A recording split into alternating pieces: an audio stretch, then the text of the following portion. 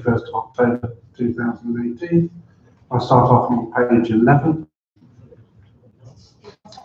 Apologies, that should say the 29th. Should it? Okay. Oh, it does at the top. Yeah, it does at the top.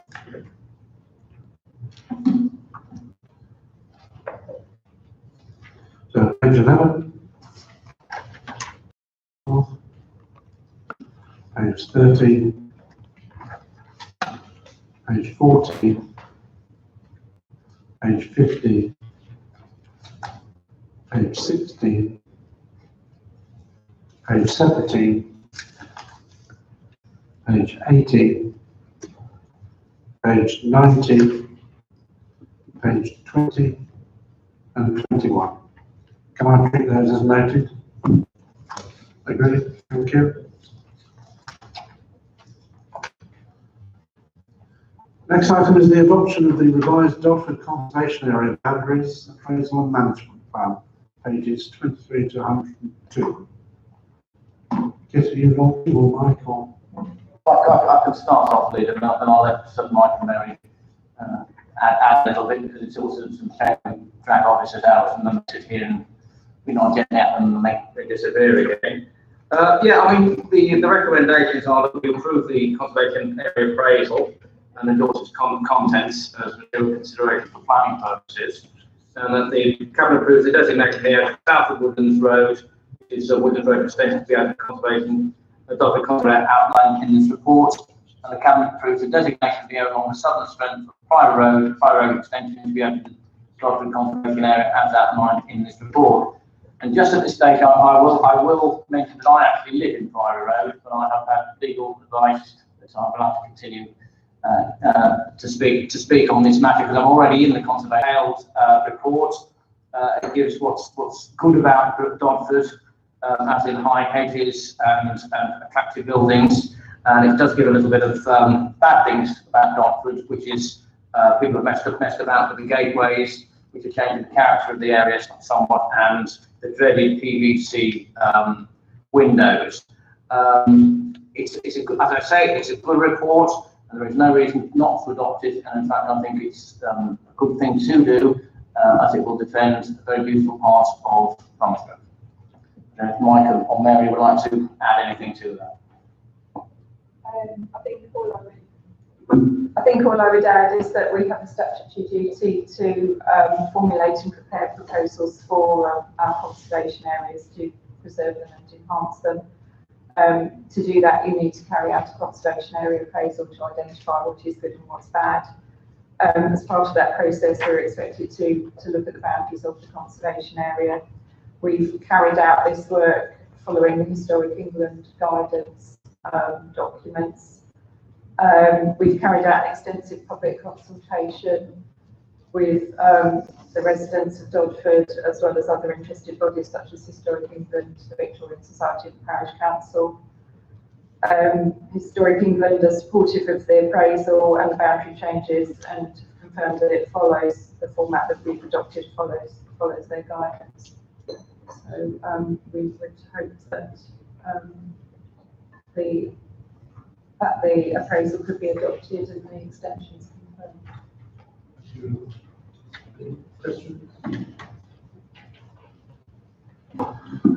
No questions. We've been reassured that this will not mean that residents have to sort of get permission to change every minor aspect of the outside of their house. I think that's correct, isn't it? Yes, when the conservation area is designated, there are actually very few rights that are withdrawn, and those that are withdrawn are documented in the appraisal. We can then consider an Article 4, which is suggested in the management plan, which would withdraw further permitted development rights. But at this stage, all we're suggesting is we could do this, and we would look at whether there is evidence to suggest that the things are that bad that we need to do. Dodford's quite an unusual conservation area in that the buildings are actually set quite a way back from the road. It's not like, say, Hagley, where the frontages of buildings are very obvious and the loss of windows and doors have quite a serious impact. So at this stage, we're suggesting that we could do that, but we would definitely have another period of public consultation before we pursue that. So can I say that I would support this? I think it's a very interesting document. And as I said before, I think the historical aspects of the Chartist movement, etc., make it a particularly interesting read, which I enjoyed. And I congratulate those who wrote it.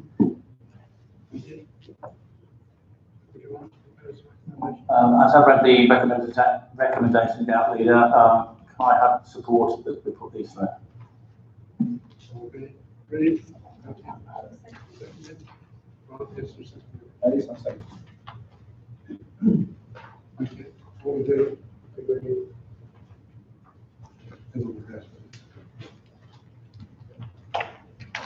Right.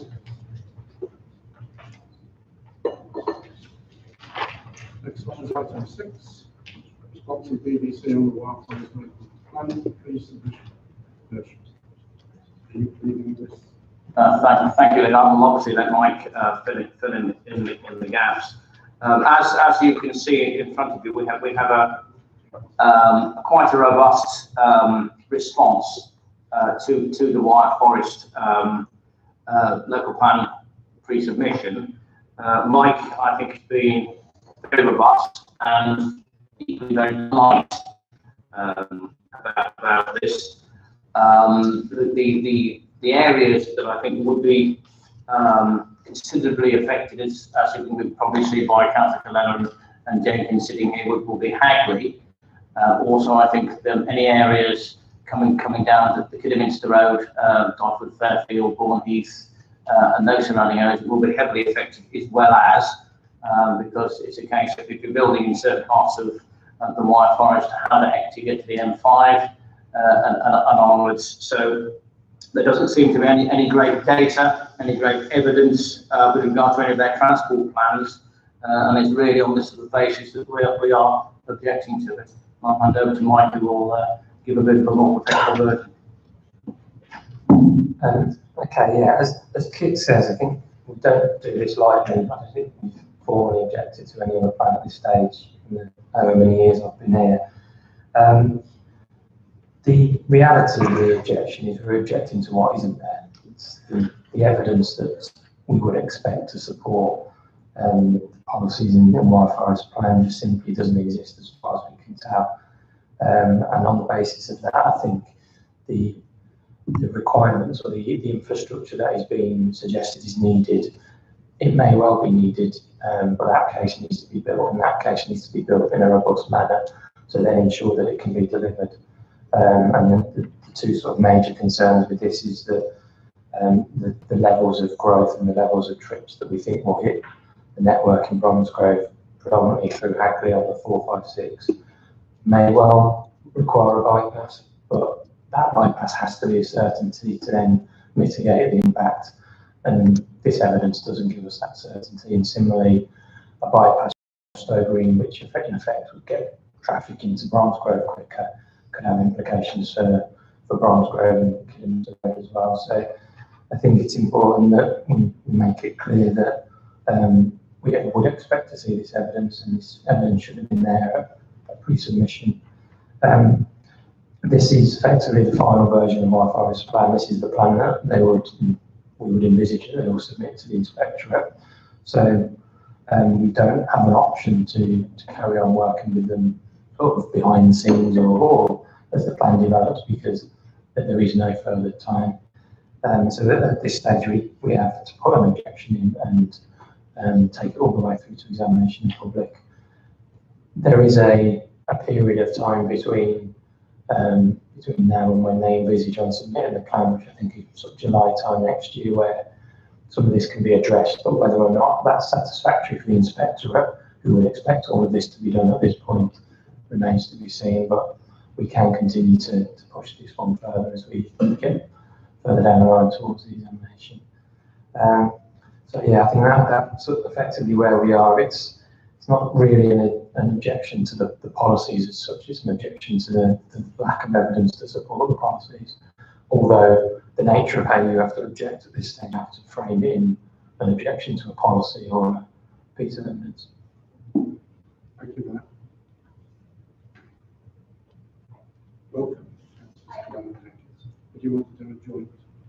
Well, we did a few basic ideas, just had a You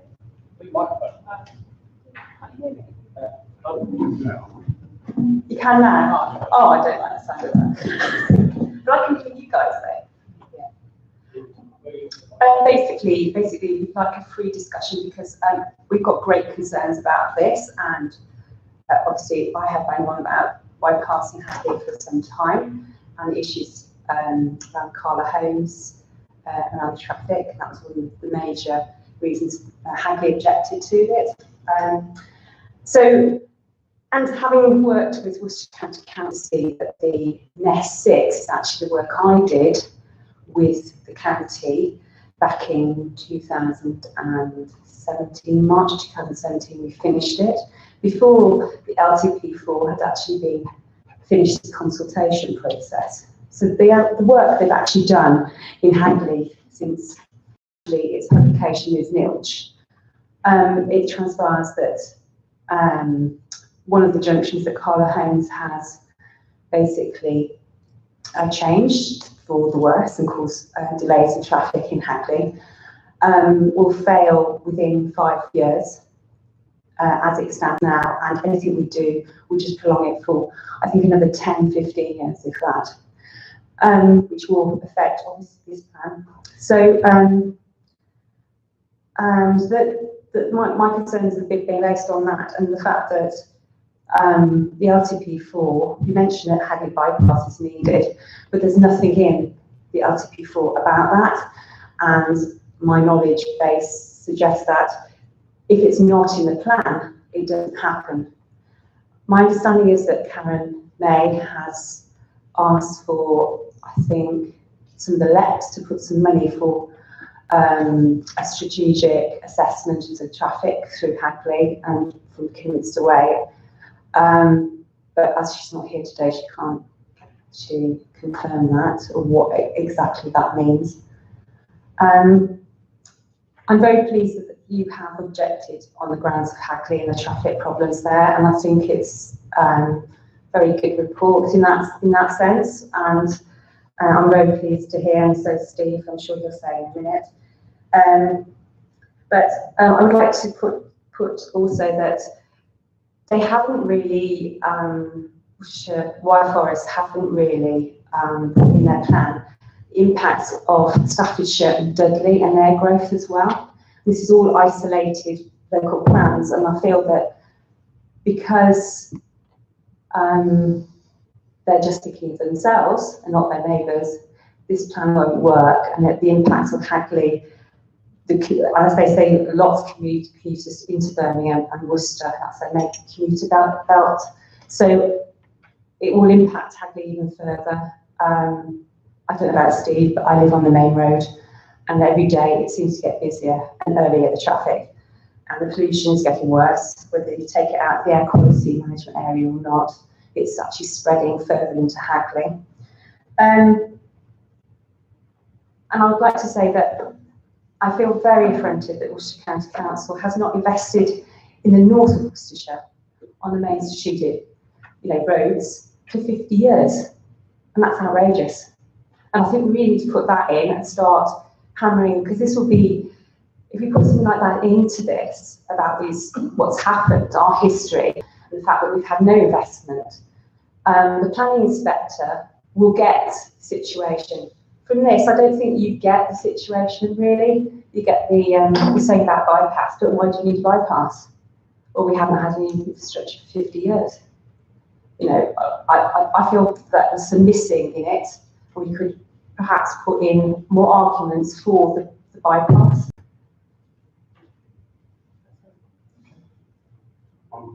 I don't think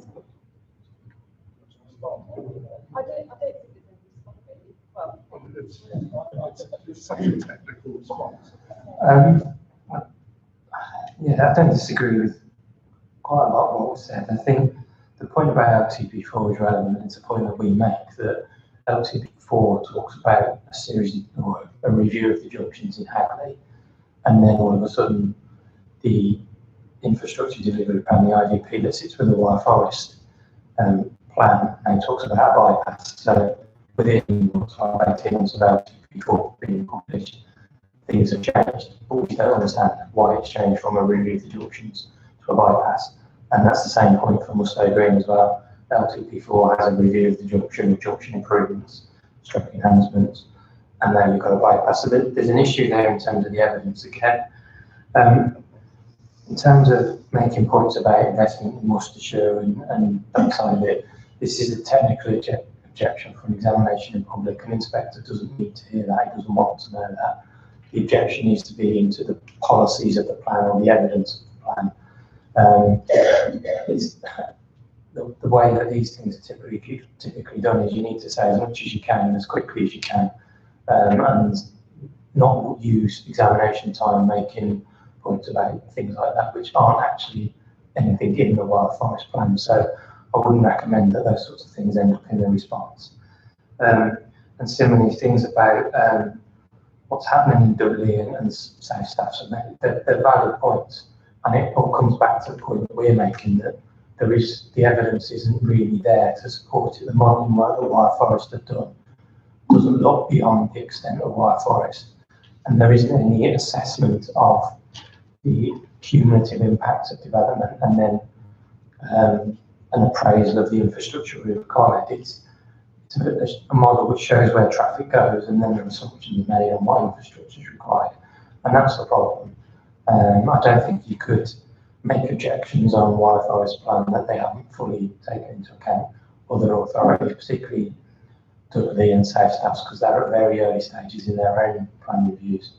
So I don't think that's something that we would really be able to carry much weight with at this stage. Could you just explain where is the White Forest at? It's not in the plan, it's in the infrastructure delivery plan. It's on their website. I don't know if my notes talk about what page it's on.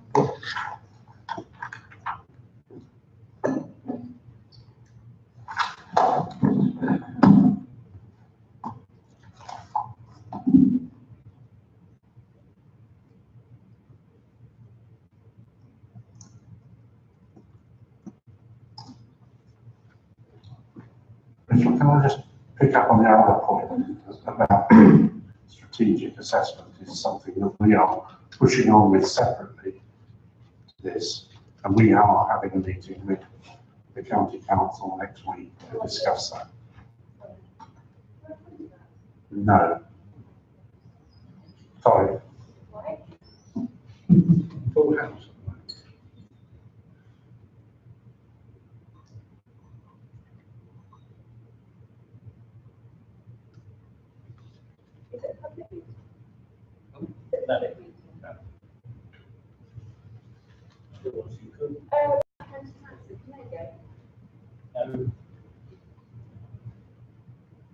Whilst that page has been looked at, shall I? Just thank you.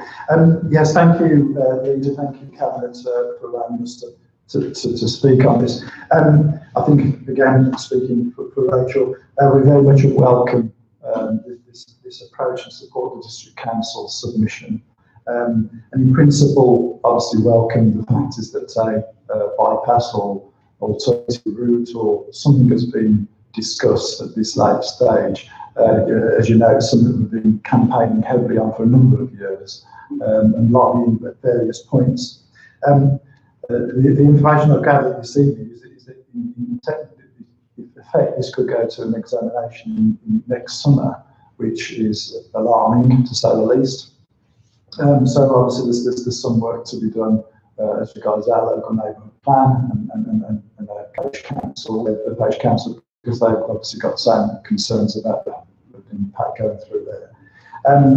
But perhaps if I can add something to what Rachel has said, and that's around the transport systems and the train station, particularly in Blakedown and Kidderminster itself. There's some talk about the improvements to Blakedown, and I know Blakedown Parish Council is supportive of that in principle. I think their main concern is that getting the traffic on and off that area over the 456, so there could be an increase in traffic at peak times. I think that their concern is around that. But there's two viable pieces of land that could be developed for park and ride.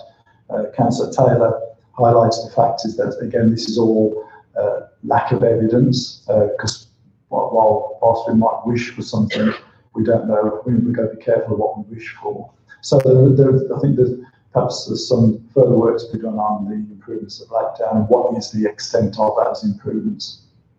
But also as well is the extension and development of the Kidderminster train station.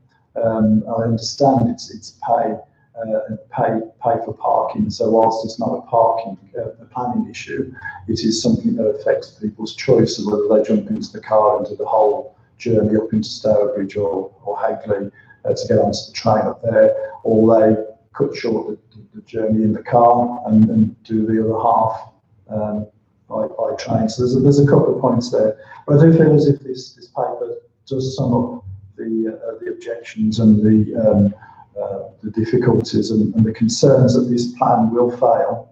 It is unsafe and unsustainable. And particular points crystallises in the objections, to my mind, 6.13 and 6 point something and 6.11 crystallise the objections entirely. Obviously, 6.13 not objecting to the plan, it's objecting to the solutions. The solutions aren't evidence-based, they're not robust. There's no options in there, not fully costed. We've had recent meetings with Ms Dunphy, with senior officers at Worcester County Council. They made it particularly clear that there was funding gaps in infrastructure investment and the risks of getting the houses before the promise of any infrastructure diversions or bypasses is one to consider quite strongly, because we can't have the thousands of houses without a proper costed alternative bypass or direction. So I do welcome it. Thank you very much, Mr Dunphy and councillors. I know that this will be well received by Hagley residents, that we are supported and will continue to be supported across the evidence. Thank you.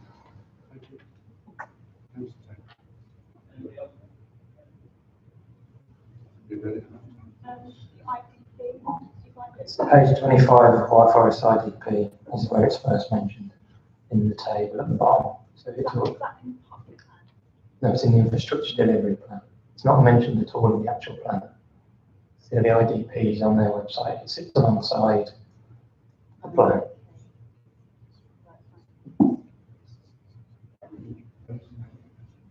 Okay, thank you, Linda. Thank you, councillors. Thank you, Stephen, Rachel, for your comments.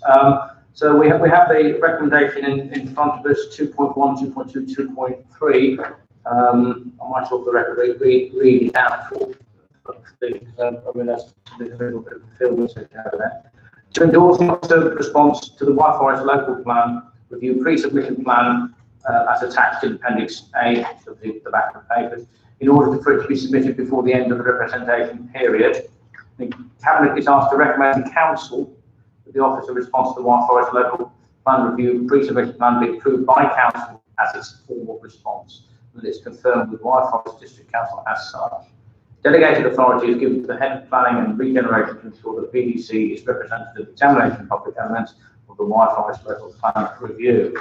Now we have our next council meeting after the end of the consultation period. I have been assured that we put in the Cabinet response, and then I hope, using the word rubber stamp, anything that goes to Council, but it will still be treated as our formal response. I am correct in that, I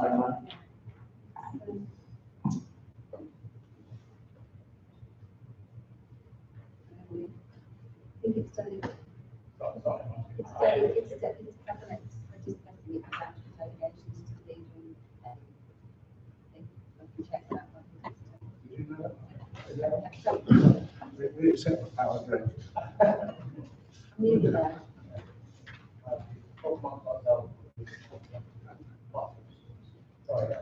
Yeah, under the corporate delegations, they're in a situation where we need to respond on behalf of the council to consultation documents where there's insufficient time for response to be agreed by full council where it affects Bromsgrove.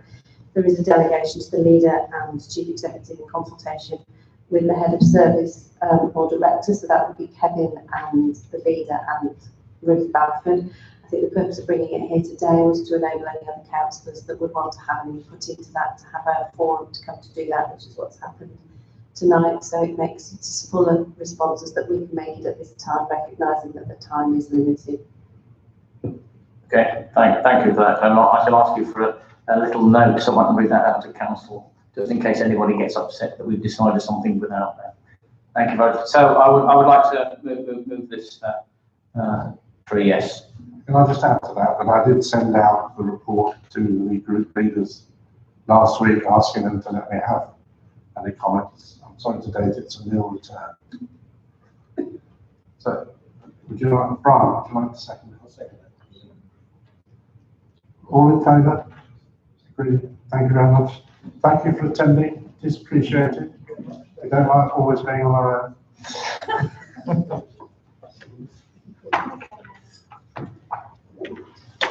Right, move on to agenda item 7. Brian or Jane, I'm not sure who's. I have Jane to lead on this, and I'll make comments afterwards. Thank you.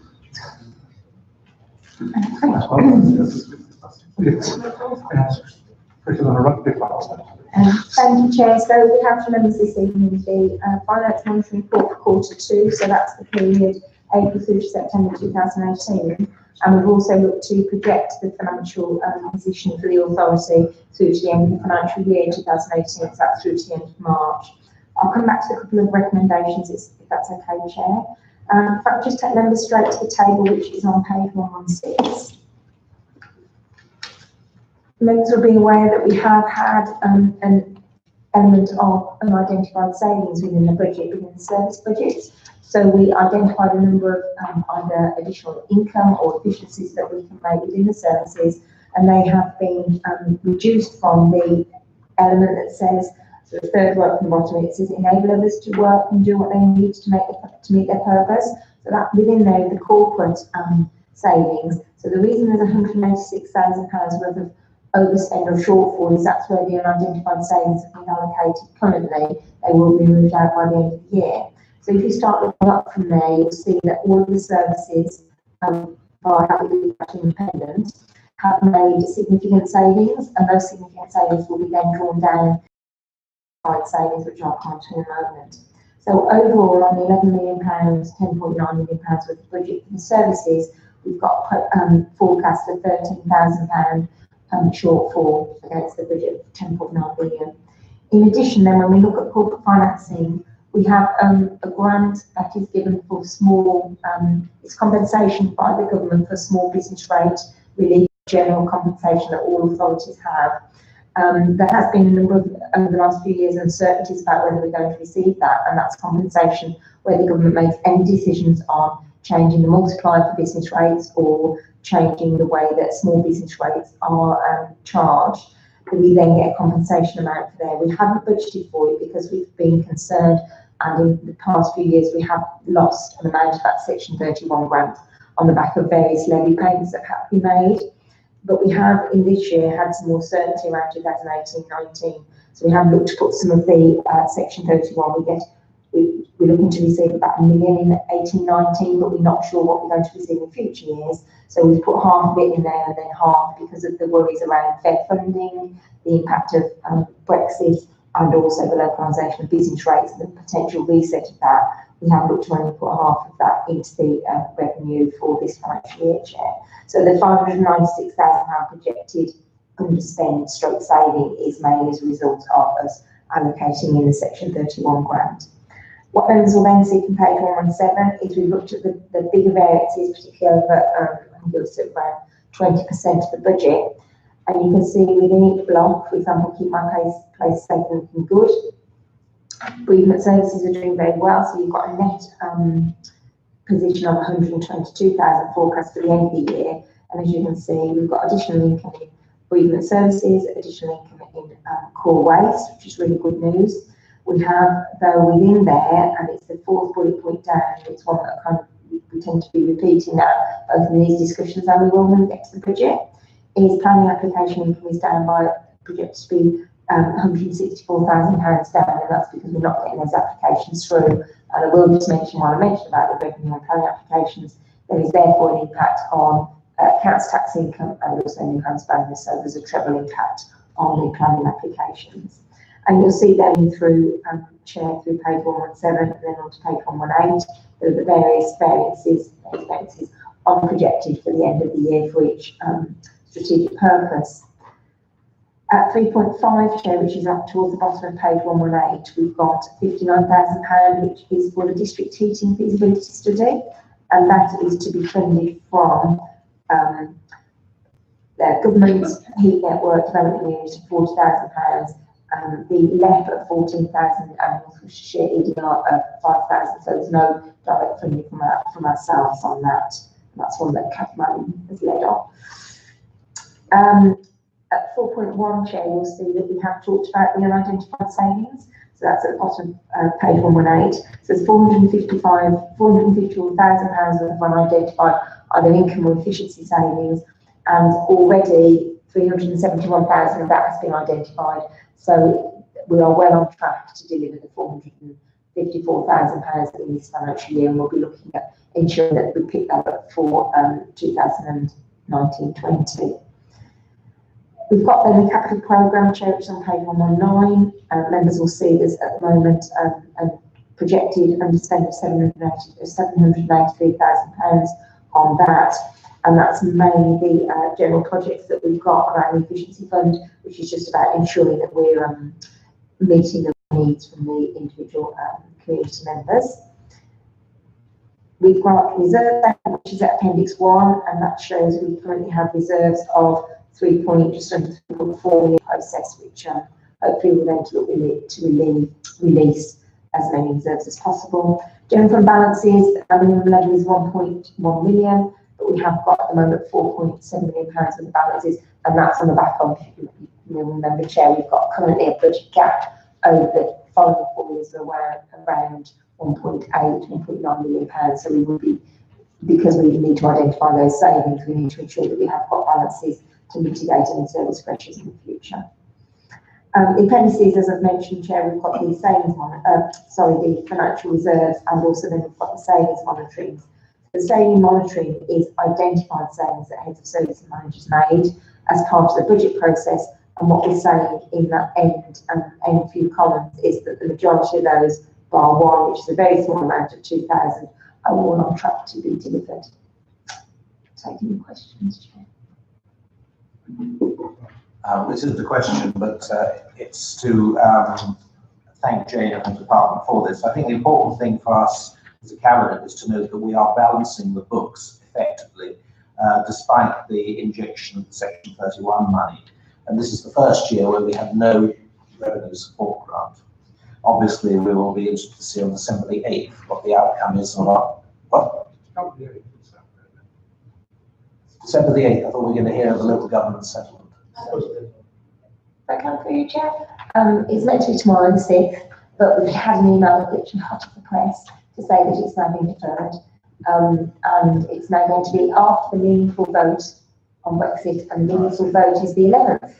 So it will probably be, that's what it's called, meaningful vote. So we are, if I can continue, yeah.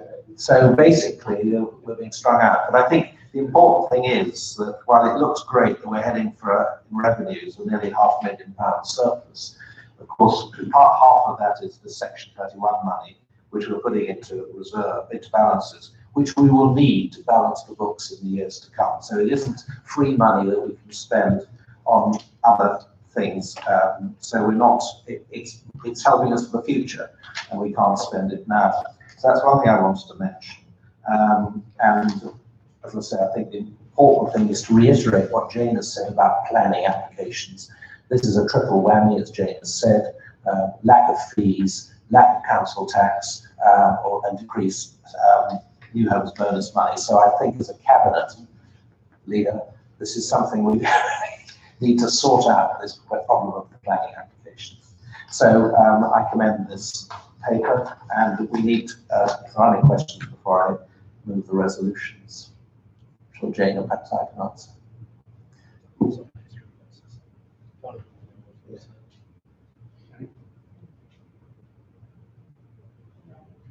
No, thank you. Anyone give a second? Do I need to read out? No, I'm just going to ask a question to Councillor Cooper. Any bright ideas that he's got about helping the planning department? With always welcome. I'm not sure why I should say this, but I think that what we have to ask ourselves is our partner, the Worcestershire County Council, fit for purpose, and can we have a new partner to help us with these big applications? I throw that as a rhetorical question, not. And I would probably correct it slightly. I think it's Worcestershire Highways that he's talking about, not the full county council. At least that's what I hope you say. So, Leader, we're asking Cabinet to resolve that. Apologies, Chair. I just picked up, I wonder if I can defer 2.2. I just need to check a couple of things with the team, if that's okay, Chair, if we could take that resolved item out at 2.2. Thank you. Thank you, Chair. So we are just Taking that one out then. 2.1 and then recommendation 2.3. It's below limited. Was it there?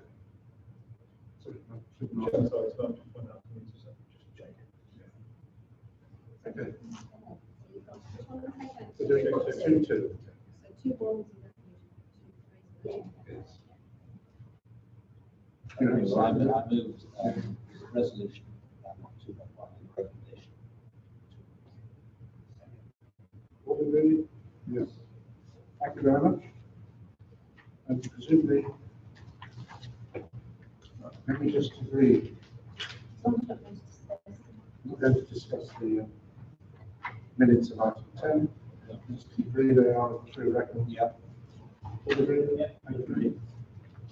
That concludes the meeting at 6:40. Thank you very much. Thank you. Bright early in the morning. 8:30.